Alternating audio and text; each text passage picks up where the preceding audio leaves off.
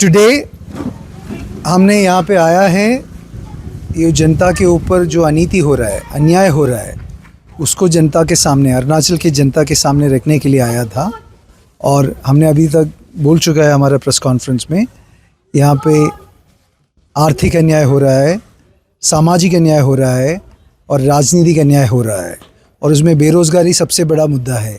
और आप लोगों को मालूम है अरुणाचल में बेरोज़गारी कितना बड़ा मुद्दा है, क्योंकि Arunachal Pradesh public service commission का पेपर लीकिंग का स्कैम बहुत बड़ा मुद्दा है, और यहाँ का सब नौजवान लोगों को गवर्नमेंट ने चीट किया है।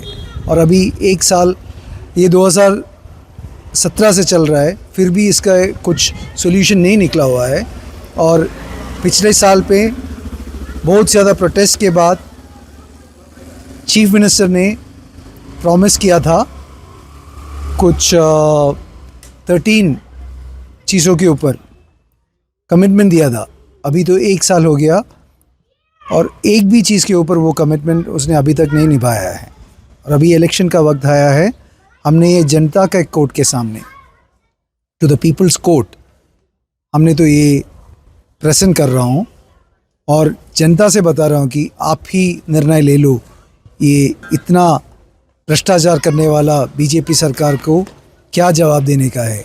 कांग्रेस ने यहाँ पे बहुत राज किया है, और जब कांग्रेस ने राज किया है उस समय पे इतना बड़ा महंगाई नहीं हुआ है, क्योंकि हमने तो हमेशा सबके लिए बैलेंस करने के लिए कोशिश किया है।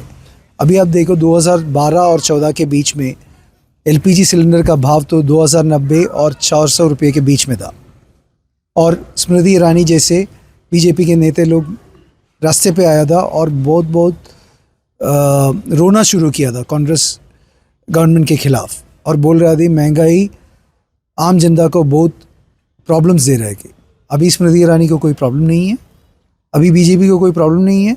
अभी एलपीजी सिलेंडर का भाव कितना है, 900 से 1200 तक, और इसके लिए कोई प्रॉब्लम नहीं है। चावल का दाम देखो, दूध का भाव देखो, और आलू का, कांदा का, ये सब चीज़ हम तो हमारा हर दिन के घर चलाने के लिए ये सब चीज़ का उपयोग होता है। और ये सब भाव देने के बाद हमारे पास बचा हुआ है क्या? हम यही जनता के सामने लेके आ रहा हूँ। बीजेपी हर चीज़ में बता रहा है कि डेवलपमेंट डेवलपमेंट डेवलपमेंट। आपके जेब में क्या डेवलपमेंट हुआ है?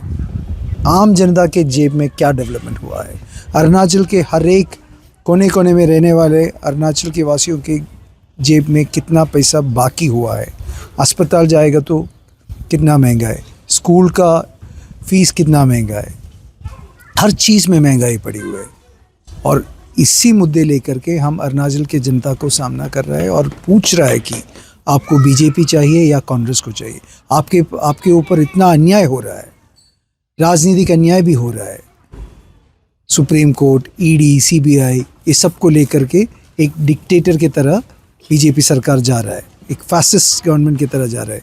अपना अरुणाचल जैसे प्रदेशों में एससी, एसटी, ओबीसी का लोग ज़्यादा तो ज़्यादा है, और उसका जो राइट है, हक है, वो सब छीन के लेने के लिए कोशिश कर रहा है बीजेपी। आपको आपका राइट सब देने का है, या आपको एक अच्छा गवर्नमेंट के साथ काम करना है तो कांग्रेस को चुन लो। आने वाले चुनाव में, लोकसभा और विधानसभा चुनाव में कांग्रेस के कैंडिडेट्स को वोट करके हमारे को सरकार पे लेके आ जाइए, और हम आपके पूरा सेवा करने के लिए तैयार हों। और वही है। धन्यवाद। इसको ऐड कर देगा। हाँ, सर, अगर जनता चुने तो कांग्रेस को क्यों चुने? क्योंकि अगर वो अपोजिशन में रहता है तो हमारे लिए हक का बात वो कर सकता था। अगर अपोजिशन में असेंबली होता है, हर रोज़ होता है, और शायद इस महीना भी ये ख़त्म होते होते असेंबली हुआ था, लेकिन उसमें जब PNGC ने कहा था कि कोई अपोजिशन लीडर हमारी बात को रखेंगे तभी तो हम बात मानेंगे, लेकिन उसमें से कोई भी एक भी अपोजिशन लीडर ने बात नहीं छेड़ा उस जो आपने कहा पेपर लीकेज इशू का ऊपर में। तो अगर जनता चुने, क्यों चुने कांग्रेस को? देखिए, आप सोच लो, बीजेपी सरकार ने इतने सालों पे, 10 साल में जितना भी सवाल उनके ऊपर ओपोजिशन ने उठाया है, बीजेपी सरकार ने कहीं भी उसको कुछ जवाब नहीं दिया है। आप अपना अभी का लोकसभा का भी देखो, कितने बार सिटिंग हुआ है, इतने खासदारों को इतने एमपीओ को सस्पेंड करने के बाद भी वो लोग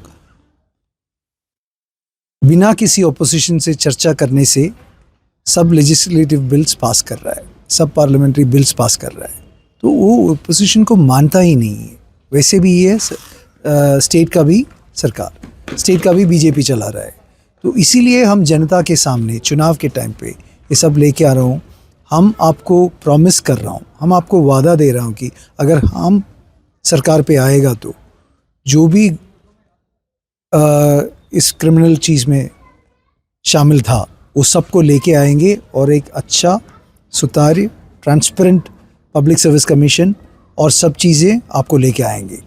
इसीलिए लोगों को हमारे ऊपर विश्वास होना ज़रूरी है कि अगर हम सरकार पे आएगा तो ऐसे अन्याय को हम पहले से ही निकालेंगे और जिसने अन्याय किया है उसको कानून के सामने लेके आएंगे। लेकिन ये बहुत देर नहीं हो चुका है क्या? नहीं, अब इलेक्शन अभी है ना। तो वही हाँ। इलेक्शन के समय ही क्यों? आप पहले भी आके जो पब्लिक का मुद्दा है उसको उठा सकते थे। एक ऐसा ना ऑपोजिशन, भले ही गवर्नमेंट ना सुने, लेकिन पब्लिक का बात को आप पब्लिक का सामने रखेंगे तो पब्लिक को भी तो अच्छा लगेगा। अच्छा, आपकी सवाल के जवाब मैं देता हूँ।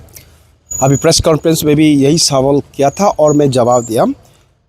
हमारे अरुणाचल प्रदेश कांग्रेस कमेटी के वाइस प्रेसिडेंट तोको मीना जी और जिरगी कादू जनरल सेक्रेटरी ऑर्गेनाइजेशन, ढेर सारे हम PAJCU का प्रोटेस्ट में, धरना में हम शामिल किया।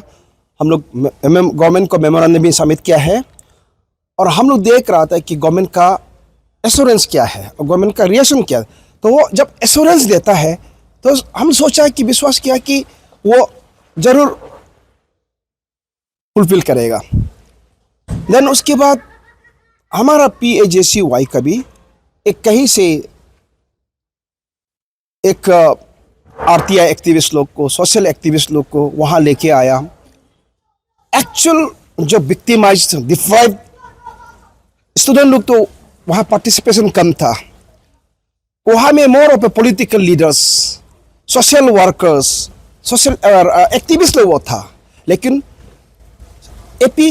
APPSC का डिप्राइव्ड स्टूडेंट कम था वहाँ में। वहाँ अंशु इन्वॉल्व हो गया, अपसु इन्वॉल्व हो गया। उसके बाद एक कमेटी बनाया कि पूरा समुद्र का लोग को एक साथ किसके लेके। तो हम लोग कन्फ्यूज हुआ, इसको किसको साथ दो, क्या मुद्दा करो। हम लोग कन्फ्यूज में, लेकिन फिर भी गवर्नमेंट ने 13 पॉइंट को एग्री कर दिया था और PAGSC ने एग्री कर दिया। खुद मैं वहाँ था सेक्रेटरी के सामने जिस रात को 18 फरवरी को वहाँ में हजारों लोग तनाव था। हम लोग आया, लास्ट में ओके कर दिया। तो मतलब सरकार बोला एकदम A1 से 13 डन कर दिया, क्योंकि उनको करना था, मजबूर से करना था कि राष्ट्रपति द्रौपदी आ रही थी तो उनको आने देने। अगर वो प्रोटेस्ट चल रहा था, फुलफिल नहीं कर देता तो वो तो जारी होना था, फिर उसका सरकार चला जाना था। इसलिए वो बहुत बड़ा धोखा हुआ। जिस दिन सरकार हाँ बोला तब मैंने बोला ये बहुत बड़ा सरकार से धोखा हुआ है और आज उसी धोखा को देख चुका है। लेकिन मेरा सवाल है PAGSC ने क्यों एक्सेप्ट किया है, उसको क्यों एक्सेप्ट किया, जबकि नल एंड वॉइड को कर ही नहीं सकता, क्योंकि उसका सिस्टम अलग है। नल एंड वॉइड को कराता है तो उसको कमीशन कर देगा, सरकार नहीं कर सकता है ना। सरकार के पास अथॉरिटी नहीं है नल एंड वॉइड को किसी कोई एग्जाम देने वाला को यूँ करने के लिए। उसको करता है, लीगली करता है तो APPSC कमीशन ही कर सकता है। लेकिन फिर भी वो लोग एक्सेप्ट कर दिया। इतना अक्ल नहीं है हमारा PAJSO कमेटी का प्रोटेस्टर लोग उसको एक्सेप्ट करने के लिए। क्यों ये खुद का किए का सजा अब बुक रहा है। अगर उस समय में वो लोग सोच समझकर सरकार का बात को मंजूर होता, आज इतना देर नहीं होता। सही है।